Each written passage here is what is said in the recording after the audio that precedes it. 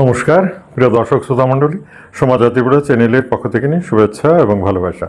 আমি doctor SP Goswami আপনাদের সামনে এসেছি হোমিওপ্যাথি নিয়ে আলোচনা করব।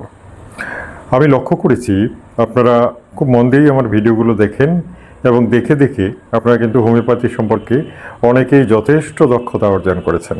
এটা আমার সৌভাগ্য যে আমাদের ভিডিওগুলো আপনাদের খুব কাজে লাগছে।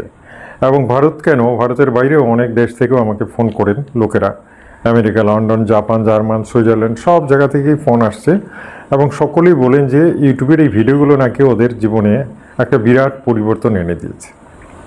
আসলে হোমিওপ্যাথিটা ওয়ার্ল্ড ওয়াইড, অর্থাৎ কিনা সব দেশেই রয়েছে কম বেশি, আর এটার তো উৎপত্তিস্থল আসলে বিদেশি এবং জার্মানিতে এটার চর্চা মারাত্মক, সেখানে বড় বড় ফ্যাক্টরিও রয়েছে। এছাড়া বিদেশ, লন্ডন, ব্রিটিশ যুক্তরাজ্য, আমেরিকা সব জায়গাতেই হোমিওপ্যাথির যথেষ্ট সুনাম। এই চিকিৎসা বিজ্ঞানটা যদিও একটা রহস্যময় চিকিৎসা বিজ্ঞান, অর্থাৎ কিনা এটাকে কি বলবো, হোমিওপ্যাথি ফার্মেসিগুলো এখনও অ্যালোপ্যাথির মতো এত পরিমাণটা বাড়তে পারেনি।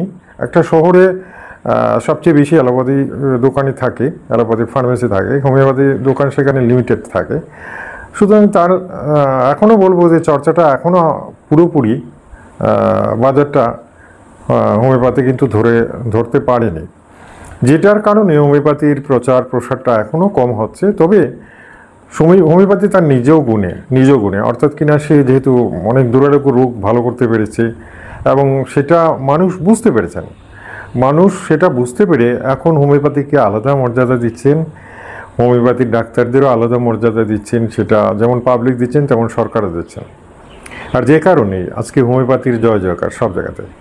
কারণ হোমিওপ্যাথিতে অনেক সময় দেখা গেছে যে সার্জিক্যাল ব্যাপারটাকেও ট্যাকেল করা যাচ্ছে, অর্থাৎ অপারেশন কেস, সেই কেসটাও দেখা গেল হোমিওপ্যাথি ঔষধেই ট্যাকেল করে ফেলেছে। তবে সবগুলো নয়, অনেকে ভুল করবেন না, অনেকে আবার একটু বেশি বাড়িয়ে বলেন, আমি কিন্তু সেই জিনিসটা মানা করি।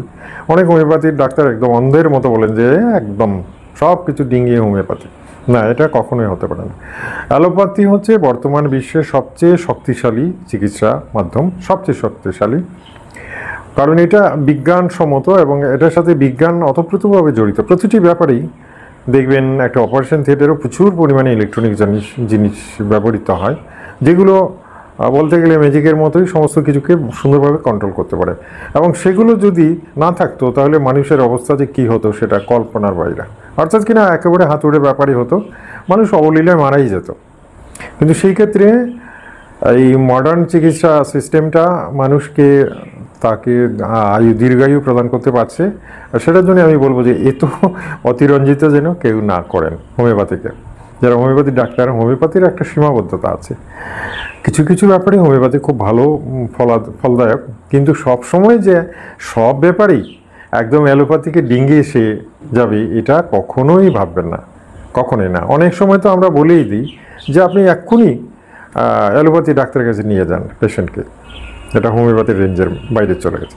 তো এই জিনিসগুলো আপনাদেরও জানা দরকার, কোনটাতে হোমিওপ্যাথি ভালো আর কোনটাতে অ্যালোপ্যাথি ভালো, সেটা সম্পর্কে আপনাদের একটা ভালো জ্ঞান থাকা দরকার, নাহলে কিন্তু ভুল করবেন।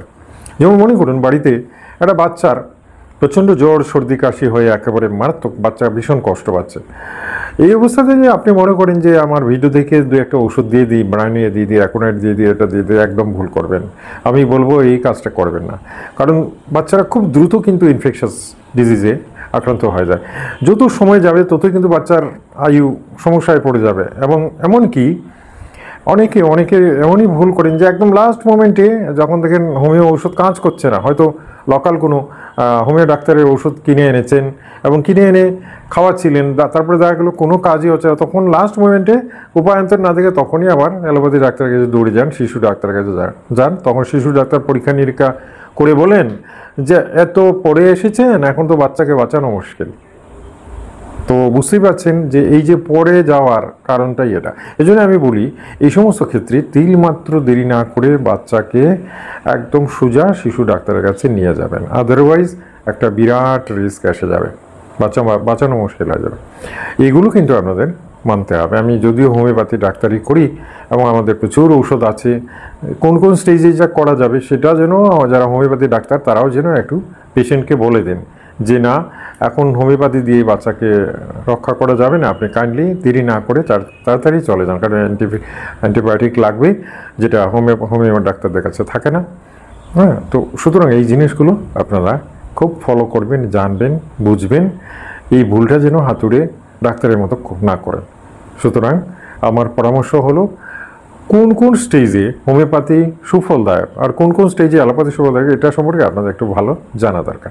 আসুন আজকে দেরি না করি, যে রোগটা নিয়ে আমি আলোচনা করতে চলেছি সেটা হচ্ছে গিয়ে কোমর ব্যথা, আর্থ্রাইটিস বলুন, হ্যাঁ, ব্যাক পেইন বলুন। কোমর ব্যথা অনেক কিছুর সাথে সম্পর্কযুক্ত, এর সাথে সেই ব্যক্তির আরও অন্যান্য সমস্যাও থাকতে পারে। হ্যাঁ, অন্যান্য সমস্যাও থাকতে পারে, কিডনি স্টোন হলেও কিন্তু কোমর ব্যথা হয়। সুতরাং কোমর ব্যথাটা যে শুধু কোমর ব্যথাই এটা নয়, হাড় ক্ষয়ে গেলে L4 L5 ডিস্টারবেন্সের ডিসলোকেশনেও হতে পারে। এই যে সমস্ত জিনিস, এগুলো আপনাদের জানা দরকার। এগুলো যদি না জানেন তাহলে কোমর ব্যথার সোর্সটা পাবেন না। অনেকে চিলিক দিয়ে ব্যথা হয় কোমর ব্যথা, তো এই জিনিসগুলো অবশ্যই জানবেন। প্রথম দিকে অবশ্যই অ্যালোপ্যাথি ডাক্তার দেখাবেন, রোগ লক্ষণ কারণটা অন্তত জানা দরকার, তারপরে চিকিৎসা করাবেন এবং হোমিওপ্যাথি দিয়েও ট্রাই করতে পারেন। এমন নয় যে খেলেই কমে যাবে, তা কিন্তু নাও হতে পারে, আমি আগেই বলছি। আবার অনেক ক্ষেত্রে সুন্দরভাবে সেরে যায়। এখন ওই ক্ষেত্রেই বলি যে প্রত্যেকের তো আর বডি অর্গান সমান নয়। আপনার ক্ষেত্রে হয়তো খুব তাড়াতাড়ি হবে, অন্যের ক্ষেত্রে হয়তো কিচ্ছুই হবে না, ছুঁয়েও যাবে না। আবার অনেকের হয়তো একটুখানি একদিন ওষুধ খাওয়ার পরে এত গুড রেজাল্ট আসবে যে আপনি নিজেই অবাক হয়ে যাবেন যে এতদিন ওষুধ খেলাম, ভালো হলাম না, আর আজকে এই সামান্য ওষুধ খেয়ে সুস্থ হয়ে গেলাম। আসুন কোমর ব্যথার কী কী ঔষধ আছে একটা একটা করে আমি বলে দিই। সিভিয়ার কোমর ব্যথা, কোমর তোলাই যাচ্ছে না, ভোরবেলা বলুন, রাতের দিকে বলুন, ঠান্ডা বাড়লে বলুন, কোমরে প্রচণ্ড যন্ত্রণা, হাঁটা চলা করা যাচ্ছে না, চিলিক মারা ব্যথা, এই সমস্ত ক্ষেত্রে আমি একটা পেটেন্ট আমি নিজের থেকে আমি বলি, যে ওষুধগুলো কম্বিনেশন করে দিলে পরে একটা রেজাল্ট আসতে পারে, ডেফিনেটলি সাময়িকভাবে হলেও একটা রেজাল্ট কিন্তু এসে যাবে। সেই জিনিসগুলো কী কী আমি একটু বলে দিই। প্রথম ওষুধটার নামই হচ্ছে আর্নিকা মন্টানা। এই আর্নিকা মন্টানা কিন্তু আমি বলবো যে পড়ে গেলে, আঘাত লাগলে বা হুচট খেলে বা এইভাবে কোনো আঘাতজনিত পীড়ায় কিন্তু আর্নিকা আমরা দিয়ে থাকি। লো পটেন্সি 30% ঔষধ আমরা দিয়ে থাকি। হ্যাঁ, আবার আর্নিকা মন্টানা বলছিলাম না যে ব্যথা বেদনায় সব ক্ষেত্রে পড়ে গেলে শিশুদেরও দেওয়া হয়, বড়োদেরও দেওয়া হয়, আর্নিকা মন্টানা খাওয়া যায়। এটা মাদার টিনচার নিতে হবে, নট পটেন্সি, মাদার টিনচার। ঠিক আছে, আগে রেডি করে রাখুন আর্নিকা মন্টানা মাদার টিনচার। এরপরের ওষুধটার নাম হচ্ছে ব্রায়োনিয়া মাদার টিনচার পাওয়া যায়, এটাও কিনে রাখতে হবে। থার্ড ওষুধটার নাম হচ্ছে রাস্ট্রাক্স, এটাও মাদার টিনচার কিনতে হবে, সংগ্রহ করে রাখুন। আচ্ছা, লাস্ট একটা ওষুধ রয়েছে এসিকুলাস হিপ, এটা পাইলসেও দেওয়া হয়, কিন্তু কোমর ব্যথাতেও এটা ভালো কাজ করে, ভীষণ কাজ করে। আর থার্ড একটা ঔষধ আমি বলছি, সেটার নাম হচ্ছে সিমিসিফিউগা, যেটা মেয়েদের জন্য বলতে গেলে প্রধান, পুরুষের ক্ষেত্রেও সেম। আসুন এই যে ওষুধগুলো বললাম, আর্নিকা, ব্রায়োনিয়া, রাস্ট্রাক্স, এসিকুলাস হিপ এবং সিমিসিফিউগা, এই 1 2 3 4 5টা ঔষধ মাদার টিনচার সংগ্রহ করুন এবং একটা কাপের মধ্যে আধা কাপ জল নিয়ে সেখানে 5 ফোঁটা করে, 5 5 25 ফোঁটা ফেলে দিন, প্রত্যেকটা 5 ফোঁটা করে ফেলে দিন। এভাবে আপনি দিনে 2 বার করে এই 25 ফোঁটা ঔষধ আধা কাপ জলের মধ্যে মিশিয়ে খেয়ে নিন। হ্যাঁ, দিনে 3 বারও খাওয়া যাবে, সকাল দুপুর বিকাল 3 বার করে খান, বেশি নয়, 2 দিন 3 দিন খেলেই বোঝা যাবে কোমর ব্যথাটা কেমন লাগছে। অনেকের ক্ষেত্রেই দেখবেন এতেই দারুণ ফলাফল হয়ে গেছে এবং দারুণভাবেই কমে গেছে। আবার অনেকের ক্ষেত্রে হয়তো দেখা যাবে কমছে না। সেক্ষেত্রে আমি বলবো অবশ্যই আপনার সোর্সটা জানতে হবে, কিসের থেকে কোমর ব্যথাটা হচ্ছে, এবং সোর্সটা জেনে আপনাকে এগিয়ে যেতে হবে। তার জন্য ব্লাড টেস্টের দরকার পড়তে পারে, অ্যালোপ্যাথিক ডাক্তারের কাছে চলে যান এবং অবশ্যই উনি দেখে বুঝে বিভিন্ন টেস্ট দেবেন। হ্যাঁ, এগুলো সমস্ত দেখে বুঝে তারপরে চিকিৎসা করলে সেরে যাবে। বুঝতে পারছেন তো? তাহলে দেখুন, যে কথাটা বলছিলাম, একেবারে অন্ধের মতো আমি বললাম আর কিনলেন আর খেলেন আর একেবারেই কমে যাবে, এই কথাটা বলা উচিত হবে না। কেন আমাদের যে এক্সপিরিয়েন্স হয়ে গেছে, কোনটা দিলে কমবে আর কোনটা দিলে কমবে না সেটা সম্পর্কে আমাদের একটা আইডিয়া হয়ে গেছে। তারপরেও আমরা বলছি যে সবার ক্ষেত্রে সমান নয়, 10 জনের মধ্যে 5 জনেরই এই ওষুধে ভালো হয়ে যাওয়ার সম্ভাবনা রয়েছে। সেই 5 জনের মধ্যে আপনিও হতে পারেন, কথাটা মনে রাখবেন। দেখুন, আমি চেষ্টা করছি প্রত্যেক দিন আপনাদের প্রত্যেকটা ব্যাপারেই খুব ভালোভাবে বুঝিয়ে দিতে, যাতে সুন্দরভাবে বোঝেন এবং সুন্দরভাবে নিজেকে প্রস্তুত করতে পারেন চিকিৎসার জন্য। প্রয়োজন হলে অ্যালোপ্যাথি, প্রয়োজন হলে হোমিওপ্যাথি। ঠিক আছে? ওকে।